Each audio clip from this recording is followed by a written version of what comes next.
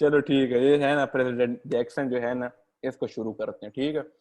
अब Jacksonian democracy, Jeffersonian democracy के बारे में तो आपको पता चल गया। अब ये है ना, हम लोग प्रेसिडेंट जैक्सन के बारे में पढ़ रहे हैं, ठीक है। अब इसमें मैं नीचे देखता हूँ कहीं पर अगर जैक्सोनियन डेमोक्रेसी का किस्सा मैंने किया हुआ है कि नहीं। अगर नहीं किया हुआ तो ये भी तुम लोगों को थोड़ा खुद करना पड़ेगा, ठीक है।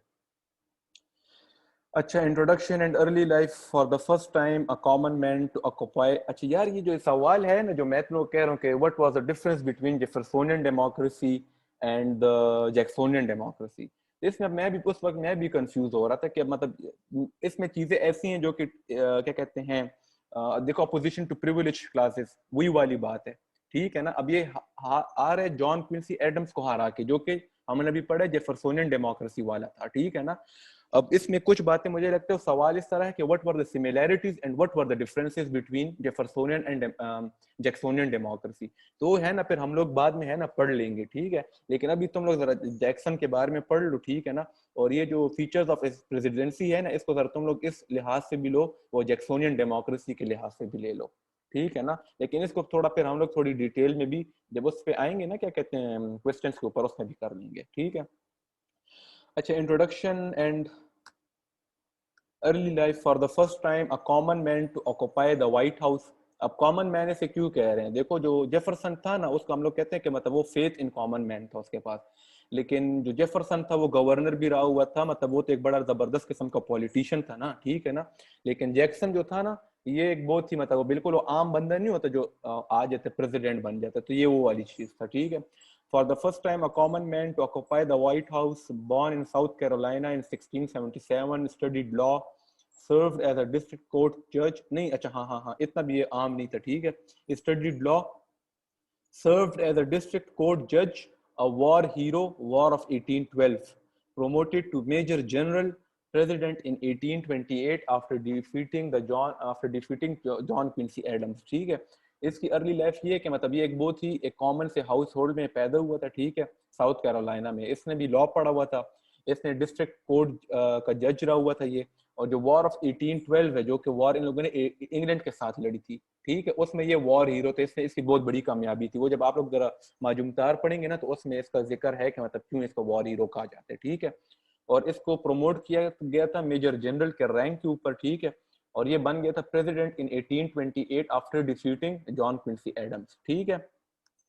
अच्छा, फीचर्स जो है इसकी प्रेसिडेंसी के वो यही है कि ऑपोजिशन टू प्रिविलेज्ड क्लासेस, ठीक है, believed in equal capacity of all irrespective of their status, removed 10% of office holders to appoint commoners belonging to the Republican Party, unconsciously gave rise to the spoil system to victorious belong spoil subsequent presidents follow this approach, ठीक है। अच्छा, अब इस तरह होता था ना कि वहां पे, अच्छा, थाउजेंड, अच्छा ये भी सुन लो, thousand of men joined the election campaigns with a view to hunt jobs. This practice soon came to be discredited and was ultimately replaced by the system of civil service recruitment, ठीक है।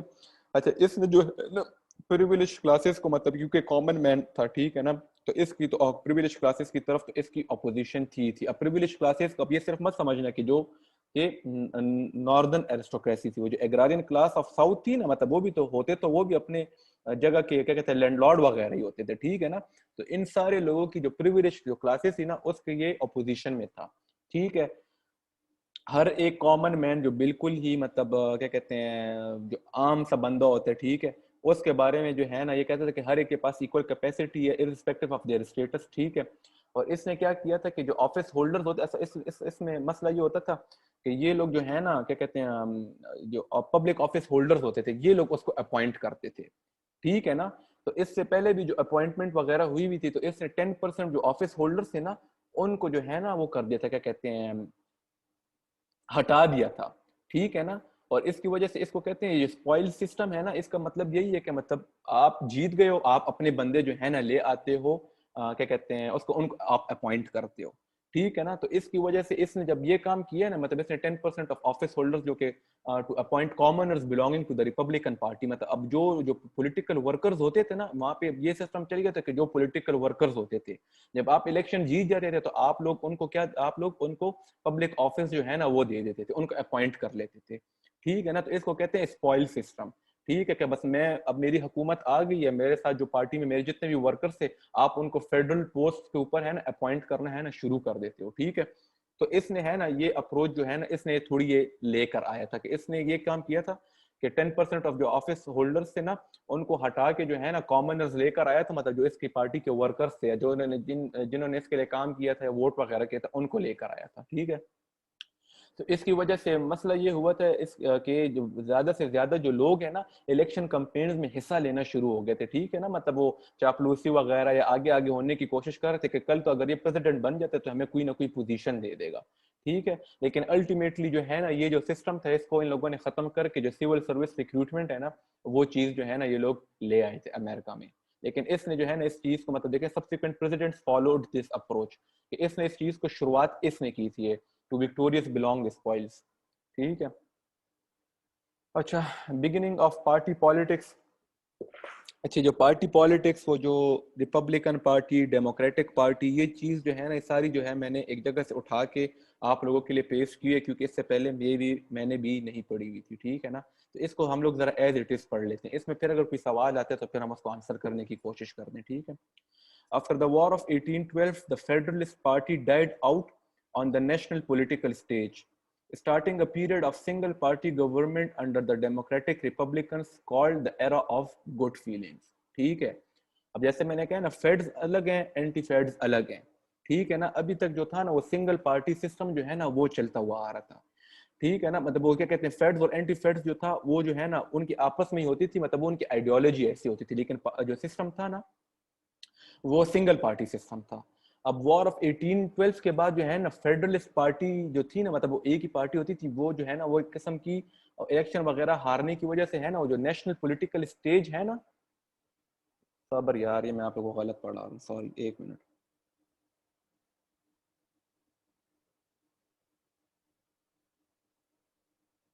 अच्छा sorry sorry sorry, यही यही चीज़ें हैं ना, इसलिए मैं आप लोगों को कह रहा था कि ये मुझे खुद भी जो है ना ठीक से नहीं आती, मैंने अभी अभी पढ़ी है, मैंने पहले भी नहीं पढ़ी हुई थी। अच्छा, after the war of 1812, the Federalist Party died out on the national political stage, starting a period of single party government। ठीक है, अब के बाद जो है ना 1812 के बाद जब फेडरलिस्ट पार्टी जो है ना नेशनल स्टेज के ऊपर हारी है ना, उसके बाद एक सिंगल पार्टी गवर्नमेंट जो है ना वो आई है, जिसमें डेमोक्रेटिक और रिपब्लिकन्स जो थे ना वो आपस में एक साथ उन्होंने काम किया था, सर जिसको सबर एक मिनट, जिसको the era of good feelings कहते हैं। जी बोले हुरिया, अगर आपको पता है तो प्लीज। सर एंटी फेडरलिस्ट्स को कहते थे डेमोक्रेटिक रिपब्लिकन पार्टी। ठीक है, ठीक यहाँ है, पे जो डेमोक्रेटिक रिपब्लिकन लिखा है इसका मतलब एंटी फेडरलिस्ट है। बाद में क्या हुआ, जब ये यहाँ पे हमारे पास जीता है ना जैक्सन, ये डेमोक्रेटिक पार्टी का हिस्सा बन गया। डेमोक्रेटिक रिपब्लिकन मतलब एंटी फेडरलिस्ट टूट गई, डेमोक्रेटिक पार्टी अलग हो गई और विग्स पार्टी एक और बन गई। ठीक है, जिसका फिर आपके पास बाद में एब्राहम लिंकन भी आता है विग्स के पार्टी में से ना, साउथ अच्छा से। तो ये ठीक है, इस तरह इसका ब्रेकडाउन अच्छा था इस तरह बेसिकली। कर ले, चलो ठीक है, तो मैं अगर समझ जाए ना तो बहुत अच्छी बात है, इसको एज इट इज मैं इस तरह पढ़ लेता हूँ, क्योंकि अब मैं नहीं चाह रहा हूँ कि ऐसा ना हो, अगर यहाँ पे अगर तुम लोग कंफ्यूज हो गए ना तो सारी वो जो फेडरलिस्ट और एंटी फेडरलिस्ट का जो किस्सा है ना जो अभी तक हमने डेवलप किया उसमें तुम लोग सारों में कंफ्यूज हो जाओगे। इसको एज इट इज पढ़ लेते हैं, फिर तुम लोग अगर कोई आंसर हो ना तो फिर वो हुरिया उसका सवाल का जवाब दे देगी। ठीक है हुरिया? ठीक है सर, नो चलो, इशू, सही चलो है। ठीक है, सही है, चलो अच्छी बात है। अच्छा आफ्टर, अच्छा फिर शुरू से एक बार फिर, ठीक है। After the War of 1812, the Federalist Party died out on the national political stage, starting a period of single-party government under the Democratic Republicans, anti-federalist। ठीक है ना, जिस तरह में हुरिया ने बताया कि इनको anti-federalist कहा जा रहा है। And this is called the era of good feelings. The era of good feelings है ना, इसके ऊपर माजुमदार में अपने एक टॉपिक के ऊपर इसके ऊपर ठीक ठाक जो है ना बहस हुई है। ठीक है ना, after the contested presidential election of 1824, in which the House of Representatives elected John Quincy Adams, even though Andrew Jackson had carried more states, Jackson's supporters organized a national campaign for the election of 1828. They formed the basis for what soon became known as the Democratic Party। ठीक है, सबक और इशारा पढ़ लेते हैं, इसके बाद जो है ना क्या कहते हैं फिर तुम बता दो हमें Huriya. The democratic party brought together smaller southern planters, urban workers, artisans, immigrants, and Catholics. Its members saw themselves as the honest workers and producers of the country and were suspicious of bankers, merchants, and other moneyed interests. They celebrated the rugged individual and opposed attempts to impose moral reforms through government means. During Jackson's presidency, his opponents formed into another new political party, the Whigs. Unlike Democrats, Whigs favored an active national government and promoted the American system to benefit American commerce. A national bank, a protective tariff, and internal improvements like canals and railroads. The party brought together merchants, bankers, prosperous farmers. Acha. The two parties formed the second party system in the United States, which lasted from about 1828 to 1854 when the issue of slavery broke out about the Whig Party. अच्छा, ये तो मुझे जो है ना, मैं इसमें फिर कंफ्यूज नहीं होना चाहता हूँ ना, आपको कंफ्यूज करना चाहता हूँ। हुरिया, जब भी आपको इसके बारे में जो कुछ पता है ना, आप जरा हमें एक्सप्लेन कर दो कि हमें ठीक तरीके से समझ आ जाए। Sir basically second party system कहते हैं जब डेमोक्रेटिक पार्टी जो थोड़ी सी बड़ी पार्टी थी और जो विग्स है, ठीक है, जब ये डेमोक्रेटिक रिपब्लिकन्स टूट गए ना, तो एक डेमोक्रेटिक पार्टी बन गई जो एंड्रयू जैक्सन की उसमें बनी थी लीडरशिप में। और जो हमारे पास जो द विग्स थी ना, वो हमारे पास बनी थी हेनरी क्ले की लीडरशिप में। हेनरी क्ले ने बहुत कोशिश की थी कि वो क्विंसी एडम्स को इलेक्शन जितवा दे, लेकिन जब क्विंसी एडम्स इलेक्शन नहीं जीता था डेमोक्रेटिक साइड से, तो उसने क्या किया, उसने अपनी पार्टी बिल्कुल साइड पे कर ली, मतलब वो विग्स पार्टी बना के साइड पे हो गया। तो इसको हम सेकंड पार्टी सिस्टम कहते हैं। फर्स्ट पार्टी सिस्टम हमारे पास फेडरलिस्ट और एंटी फेडरलिस्ट था अमेरिका में, और जो सेकंड पार्टी सिस्टम था वो हमारे पास डेमोक्रेटिक पार्टी और विग्स था। इसमें फिर बाद में यही चीजें आ जाती हैं कि डेमोक्रेटिक पार्टी ने ये स्मॉलर सदर्न प्लांटर्स को और अर्बन वर्कर्स को और आर्टिसंस को जो है तो आपस में वो करने की कोशिश की थी, एक पेज पे लाने की कोशिश की थी। And they were opposing the merchants, और जितने भी मनीड इंटरेस्ट थे लोगों के, उन सारों को अपोज करते थे एज अ होल। और इनके जो अपोजर्स थे इस पार्टी के एज अ होल वो थे विग्स, ठीक है। विग्स जो है वो अमेरिकन सिस्टम को सपोर्ट करते थे, जैसे आपके पास फेडरलिस्ट नेशनल गवर्नमेंट को सपोर्ट करते थे ना, उसी तरह विग्स भी आपके पास एक नेशनल गवर्नमेंट को, सेंट्रलाइज्ड गवर्नमेंट को सपोर्ट करते थे। और डेमोक्रेट्स जो थे वो आपके पास बेसिक एंटी फेडरलिज्म का जो स्लोगन था ना उसको लेकर चलते थे। इसमें सिर्फ ये बात है थोड़ी सी, बस, और ज्यादा कुछ नहीं है। अच्छा चलो ठीक है, सब्र करो, इसको जरा अब मैं जरा इसको वो करता हूँ ना। अच्छा, पहले हमारे पास फेडरलिस्ट हैं और एंटी फेडरलिस्ट हैं, ठीक है हुरिया? हेलो जी सर जी। अच्छा ठीक है, पहले हमारे पास फेडरलिस्ट है और एंटी फेडरलिस्ट है, ठीक है। फेडरलिस्ट हार जाती है और जो एंटी फेडरलिस्ट है उसका हम लोग ये नया नाम दे देते हैं डेमोक्रेटिक रिपब्लिकन्स, ठीक है। नहीं सर, डेमोक्रेटिक रिपब्लिकन तो उससे जेफरसन के टाइम से ही कहते हैं, जब से एंटी फेडरलिस्ट थे तब से उनको डेमोक्रेटिक रिपब्लिकन ही कहते हैं। अच्छा ये मतलब पहले जो इनकी जेफरसन में कंफ्यूजन थी उस वक्त मैं बोलना चाह रही थी, लेकिन वो फिर क्लियर हो गया था सारा, तो इधर अच्छा फिर आ गए वो सारे नाम, तो ज्यादा हो हाँ, गया वो कंफ्यूजन। अच्छा ठीक है, मतलब ये जो एंटी फेडरलिस्ट है मतलब इनका जो नाम है वो डेमोक्रेटिक रिपब्लिकन्स है। हाँ जी, जी जी अच्छा ठीक बिल्कुल। है, फिर नीचे आके जो है ना, ये जो आपने सारी विग्स वाली बात की, तो अब फिर ये डेमोक्रेटिक रिपब्लिकन्स ही रहे हैं कि नहीं, डेमोक्रेटिक रिपब्लिकन्स वर्सेस विग्स था कि नहीं, डेमोक्रेटिक वर्सेस विग्स हो गया था? नहीं सर, डेमोक्रेटिक रिपब्लिकन्स में से फिर आपके पास जो है तो ये जो एंड्रयू जैक्सन है इसकी पार्टी को कहते हैं डेमोक्रेटिक पार्टी, ये इसमें से फिर जो है तो डिवाइड हुई है। और जो दूसरी साइड आपके पास है वो है विग्स, ठीक है। ये अच्छा दो पार्टीज फिर इसमें से डिवाइड होकर आपके पास बनी थी, क्योंकि फेडरलिस्ट तो एज ओवरऑल फेल हो गए थे ना, that the party died out. तो आपके पास सिर्फ एंटी फेडरलिस्ट रह गए थे, तो उनमें से फिर ये दो पार्टीज आपके पास निकली थी। अच्छा एक हेनरी क्ले की लीडरशिप में थी विग्स, और जो डेमोक्रेटिक पार्टी थी वो आपके पास एंड्रयू जैक्सन की लीडरशिप में थी। अच्छा, तो एक किस्म का हम लोग ये समझ सकते हैं कि जो डेमोक्रेटिक रिपब्लिकन पार्टी थी जिसको हम एंटी फेडरलिस्ट कहते हैं, इसी के जी डिवाइड के बाद जब ये विग्स बनी है तो मतलब विग्स जो थी वो एक किस्म की रेजरेक्शन थी फेडरलिस्ट पार्टी के लिए, इस तरह कह सकते हैं हम? हाँ सर, सॉर्ट ऑफ कह तो सकते हैं, लेकिन आप देखें कि वो जिसने बनाई है he himself was an anti federalist तो फर्स्ट। यही अब मैं यही कहने की कोशिश करूँ ना, जब देखें विग्स हाँ जो है मतलब अब देखें विग्स का जो है मेनली जो स्टांस था वो फेडरलिस्ट स्टांस था, ठीक है ना। तो जब मतलब जो ठीक है, मतलब ये तो एंटी फेडरलिस्ट भी जो है वो आपस में डिवाइड हो रहे हैं, ठीक है ना। एक तरफ जी वो जी जो जी डेमोक्रेटिक रिपब्लिकन्स जो है वो डिवाइड हो रही है, जिसमें एक तरफ बन रही है डेमोक्रेट्स की, तो थॉमस सॉरी ये एंड्रू जैक्सन के अंडर, जो कि मेनली जो उनके जो स्लोगन है वो एंटी फेडरलिस्ट वाला है, ठीक है। और इसी और जी विग्स जो है वो जो है इसी में डिवाइड, एंटी फेडरलिस्ट को जो दूसरा जो हेड बन रहा है विग्स वाला, वो जो है जी उसका सर, जो मेन स्टांस है वो फेडरलिस्ट वाला है। जी सर, जी सर, चलो ठीक है, सही है। बिल्कुल अच्छा ऐसे ही है। अच्छा फिर इसके बाद क्या हुआ था, फिर मतलब आगे इसकी क्या स्टोरी है? सर ये विक्स पार्टी तो आपके पास, सर ये वाली पार्ट सेकंड पार्टी सिस्टम जो था वो तो आपके पास 1830s 40s 50s तक ही रहा था। अच्छा इसके बाद फिर आपके पास आई डोंट नो, आगे आप पढ़ाएंगे तो फिर मुझे याद आता रहेगा, क्योंकि मैंने एक्चुअली एकेडमी 2019 में अटेंड किया ना, अच्छा। तो वो सर नदीम फरीद वाली बातें वो ऐसी याद आ जाती हैं जब आप पढ़ा चलो रहे होते हैं। चलो ठीक है, सही है, अब मुझे ठीक इसकी है, समझ आ गई है, सो इसको मैं ओके। सही। अच्छा, अब सर उससे पूछ रहा हूँ, अगर अभी भी किसी का इसमें सवाल है ना तो इसको अभी समझ लो, ठीक है, ये अभी बहुत ज्यादा इंपॉर्टेंट है, इसको तुम लोग अभी समझ लो। किसी का कोई सवाल है, मतलब मैंने थोड़ा डिस्कस तो कर लिया, आप लोगों ने भी सुना, लेकिन अगर नहीं सुना तो फिर मैं आप लोगों को समझा देता हूँ, आपको समझ नहीं आई हो। क्लियर जो है सर वो कौन सी साइड पे था, मतलब विक्स पे था या फिर वो कौन? एंड्रयू जैक्सन जो एंड्रू सर, ये डेमोक्रेटिक? वो, हाँ वो डेमोक्रेट्स के साइड पे ही था, वो एंटी फेड्स, वो जो मेन एंटी फेड्स है ना वो यही था, ठीक है। इसको आप लोग, सही।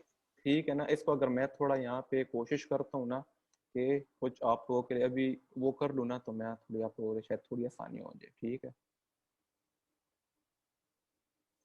देखो पहले है ना, जो मेन किस्सा जो है ना वो ये है, फेड्स वर्सेस एंटी फेड्स का। समझ, ये लिखा हुआ नजर आ रहा है तुम लोगों को? Yes sir. ठीक है। दूसरा पॉइंट ये आ जाता है ना कि फेड्स जो है ना वो हैं क्रॉस आउट हो जाते हैं, ठीक है। सिर्फ एंटी फेड्स रह जाते हैं, जिनको हम कहते हैं डेमोक्रेटिक रिपब्लिकन्स शुरू से, ठीक है। ये बात हो गई है यहाँ पे, सही है। इसके बाद जो है ना, क्योंकि अब एंटी फेड्स रह गए हैं सिर्फ, ठीक है। अब एंटी फेड्स में जो डेमोक्रेटिक साइड है ना, अब इसके एंटी फेड्स के बाद जो है ना दो चीजें निकल आती हैं।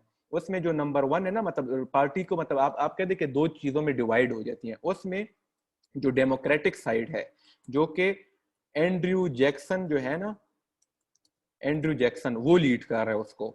वो मेनली क्या है, वो मेनली उसका जो स्टांस है ना, स्टांस जो है उसका,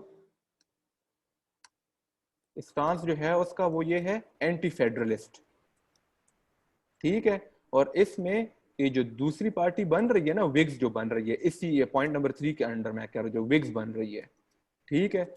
ये जो है ना इसकी हेनरी क्ले इसको लीड कर है, और इनका जो मेनली जो स्टांस है ना वो फेडरलिस्ट स्टांस है, फेडरलिस्ट है जी सर। ठीक है। तो ये मैं पूजा के साथ डिस्कशन के बाद मैं इस नतीजे के ऊपर पहुंचा हूँ। अब ये अगर किसी को समझ ना आई हो तो मुझसे पूछ लो। क्लियर है सर, क्लियर। क्लियर है सारों को? एमन, एमन क्लियर है तुम्हें? अच्छा चलो ठीक है, सही है, चलो अच्छा, चलो अच्छी बात है। अच्छा, और फिर ये याद रखो कि जो सेकंड पार्टी जो सिस्टम है ना, ये कहाँ तक गया है, ये है 1828 से 1854 तक गया है, ठीक है। लेकिन बस मतलब आप लोगों ने इसको सिर्फ मतलब इतने डिटेल में, मैं असल में मैं खुद इस बात में नहीं समझा हुआ था, मैं आप लोगों को समझना चाह रहा था कि आप लोग वक्त पे इन चीज़ों को थोड़ा समझ जाए ना, तो इसलिए मैंने सारा कॉपी पेस्ट करके है ना यहाँ पे लिखा हुआ था, ठीक है। उस वक्त मुझे समझ नहीं आई थी, लेकिन चले अब मुझे बिल्कुल ठीक से समझ आ गई, ठीक है। तो फीचर्स ऑफ इस प्रेसिडेंसी में जो है, number 1 opposition to privilege classes, और नंबर 2 जो है बिगिनिंग ऑफ पार्टी पॉलिटिक्स, वो हमने ये एक्सप्लेन कर दिया कि किस तरह जो है ना बिगिनिंग ऑफ पार्टी पॉलिटिक्स शुरू हुई है, ठीक है। अच्छा, policy towards the Bank of United states, ठीक है। टू, अच्छा ये अब ये आप सुने, ठीक है। To a large extent guided by his strong distrust of the moneyed aristocracy, pro capitalist Congress extending the life of the Bank of US by 10 more years. अच्छा, इन लोगों ने क्या किया था ना, ये प्रो, अच्छा कांग्रेस जो थी ना उस वक्त जरा प्रो कैपिटलिस्ट हो गई थी, ठीक है ना, मतलब वो जो नॉर्दर्न एरिस्टोक्रेसी थी ना, वो जरा उसके अंदर जरा वो जो है ना प्रो कैपिटलिस्ट हो गई थी। तो उन लोगों ने क्या किया था, जो बैंक ऑफ यूएस था ना, उसको उसको 10 मोर इयर्स के लिए है ना उसकी लाइफ को एक्सटेंड कर दिया था, ठीक है ना। और इसका क्योंकि ये कॉमन मैन था, ठीक है, और प्रिविलेज क्लासेस के खिलाफ था, तो इसने तो जो है क्या कहते हैं, बिल्कुल ही मतलब जो है ना इन चीज इस बड़ा मतलब डिस्ट्रस्ट था इसका इन लोगों के खिलाफ, ठीक है। अच्छा, the bank enabled the rich and the powerful to bend the acts of the government to their selfish purpose, मतलब वही जो है जो कैपिटलिस्टिक क्लास थी वो कांग्रेस को यूज करी थी अपने आप को फायदे देने के लिए, ठीक है।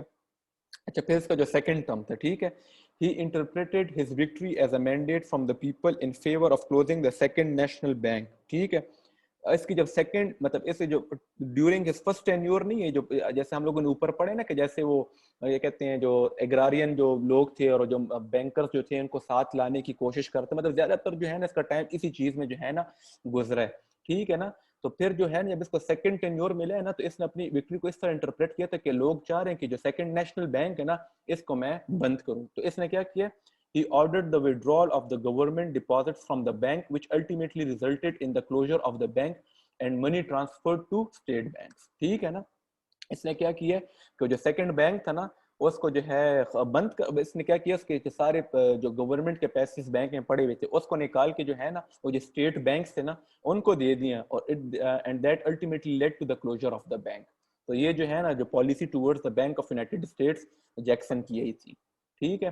अच्छा, डिसेंट्रलाइजेशन एंड स्टेट राइट्स, मतलब ये वही बात जी। सेकंड बैंक का क्या क्या काम कर रहा था सर ये? सेकंड मेरी बैंक, समझ अच्छा ये देखो, ये लोग इस हुआ थे, जो कांग्रेस थी ना वो प्रो कैपिटलिस्ट हुई हुई थी। ठीक है ना, मतलब वो जो हम कहते हैं ना, जो नॉर्थ की एरिस्टोक्रेसी और मैन्युफैक्चरर्स और बैंकर्स, मतलब वो जो मनीड क्लास थी, ठीक है ना, उनके मतलब जो टेंटिकल्स थे ना, मतलब वो कांग्रेस तक पहुंच गए थे। और फिर वो क्या करते कि कांग्रेस से इस किस्म के एक्ट्स पास करवा रहे थे जिससे उनको फायदा मिल रहा हो। ठीक है ना। तो ये जो सेकंड नेशनल बैंक था ना, ये लोग अब ये चाह रहा था कि इनको जो फायदे मिल रहे हैं ना ये खत्म हो सके, मतलब तब वो उसके पास एक यही रास्ता था कि जो सेकंड नेशनल बैंक था ना, इसको इसमें जो कि गवर्नमेंट के पैसे पड़े हुए, जो फेडरल गवर्नमेंट के अब जो पैसे पड़े हुए हैं, उसने इनको निकाले, ठीक है ना, इस बैंक से, और इसने जो स्टेट बैंक थे ना उसको ट्रांसफर कर दिया, और इसकी वजह से जो बैंक था ना वो ही बंद हो गया। समझ नहीं है शायद आपको? ओके सर, आ गई है समझ समझ? आ गई सर। चलो ठीक है, सही है। अच्छा, डिसेंट्रलाइजेशन एंड स्टेट राइट्स, वही वाली बात है कि बस स्टेट्स को ज्यादा से ज्यादा राइट्स देना चाहता था। तब एक बंदा फेडरल पैसे उठा के, जो शायद फेडरल पैसे ही होंगे ना कि गवर्नमेंट के पैसे हैं, फेडरल पैसे उठा के स्टेट बैंक्स में डाल रहे, तो मतलब वो वही है कि स्टेट्स के पास ज्यादा राइट्स होने चाहिए। ठीक है ना। और एंटी फैट्स के तो मेनली यही है कि थोड़ी वीक सेंट्रल गवर्नमेंट होनी चाहिए, और डिसेंट्रलाइजेशन और स्टेट राइट्स, इसके ऊपर तुम लोग लिख सकते हो ठीक ठाक। ठीक है। अच्छा, प्रिजर्वेशन ऑफ द यूनियन, ठीक है, किधर हो? अच्छा अच्छा, अच्छा अब ये देखो, the tariff law of 1828 to help the wool manufacturers were greatly resented by the cotton growing South Carolina and other southern states। ठीक है ना। इसने कोई क्या कहते हैं टेरिफ लॉ वगैरह जो है ना पास हुआ था 1828 में, जो कि वूल मैन्युफैक्चरर्स से उनको जो है ना क्या कहते हैं टू हेल्प द वूल, ये जो है ना वूल मैन्युफैक्चरर्स को हेल्प करने के लिए जो है ना पास हुआ था। और साउथ कैरोलिना और जो सदर्न स्टेट्स है ना वो कॉटन ग्रोइंग स्टेट्स है, तो इन लोगों ने जो इनको जो क्या कहते हैं टेरिफ लॉ जो था ना, मतलब इनको सब्सिडीज वगैरह दे होंगे।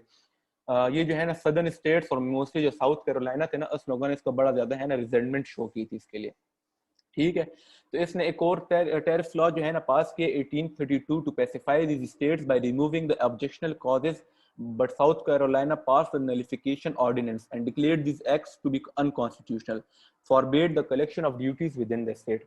यहाँ पे जो है ना साउथ कैरोलिना जो थी वो थोड़ी रिबेलियस टाइप हो गई थी। ठीक है ना। इसने क्या किया, टेरिफ लॉ को थोड़ा अमेंड करके जो है ना 1832 में पास किया कि इससे जो है ना क्या कहते हैं जो सदर्न स्टेट्स है ना ये थोड़े काम हो जाएंगे, पैसिफाई हो जाएंगे। लेकिन सदर्न कैरोलिना को ये बात मतलब फिर भी मतलब वो जो क्या कहते हैं ये जो इसने नया जो लॉ पास किया ना टेरिफ लॉ, वो पसंद नहीं आया। इन लोगों ने उस जो ऑर्डिनेंस है ना उसको नलिफाई कर दिया था, और कहा था कि ये जो एक्ट है इसका ये अनकॉन्स्टिट्यूशनल है, और ये कहा था कि मतलब हम लोग जो है ना जो कलेक्शन ऑफ टैक्स और कलेक्शन ऑफ ड्यूटीज और टैक्स वगैरह है विद इन द स्टेट, मतलब वो बस हम लोग नहीं करेंगे। तो ये जो है ना इस तरह बात जो है ना यहाँ तक पहुंच गई थी। It was feared that South Carolina will cede the union and form a confederation with other southern states with Calhoun as its president।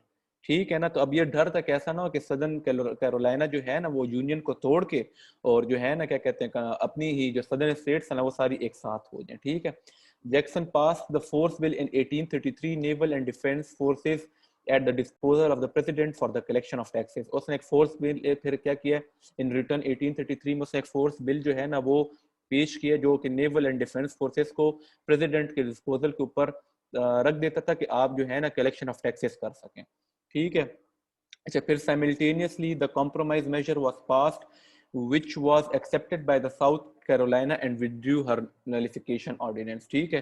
तो फिर जो है ना इसी सब के दौरान जो है उसने जो है ना एक क्या कहते हैं कॉम्प्रोमाइज मेजर जो है कह सकते हैं उसको, वो पास कराया जो कि साउथ कैरोलिना ने एक्सेप्ट की है, और जो उनका नलिफिकेशन ऑर्डिनेंस जो कि टेरिफ लॉ ऑफ 1832 नहीं मान रहे थे ना उसको खत्म कर दिया है। ठीक है। अच्छा, अब ये जल्दी जरा कर लेते हैं, बस 2 मिनट है। इसके बाद मैं एक और वो बनाऊंगा, बस फिर जो ज्वाइन करना चाहे ना वो कर सके। उसमें मैं थोड़ी ऐसी जनरल थोड़ी डिस्कशन करूंगा, थोड़ी असाइनमेंट वगैरह दूंगा, ठीक है।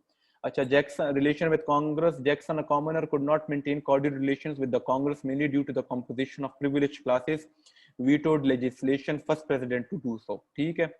tried to assert his independent position unlike his predecessors who were only concerned with the execution of laws passed by the Congress, ठीक है। Division of the democratic party, वही वो हेनरी क्ले वाली बात है, ठीक है। अच्छा, कैलहाउन के साथ इसका एक बहुत बड़ी रिफ्ट चल रही थी, ठीक है। Policy towards the Indian, force the Indians to migrate to the Mississippi Valley, would resort to force against them.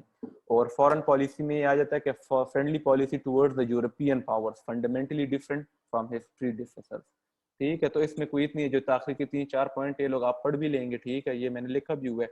अब एक और मैं बनाऊंगा रूम, अगर कोई जाना चाहता तो खैर है, चला जब वो रिकॉर्ड वगैरह नहीं होगा, ठीक है ना। तो ये सारी बातें थी जैक्सन के बारे में।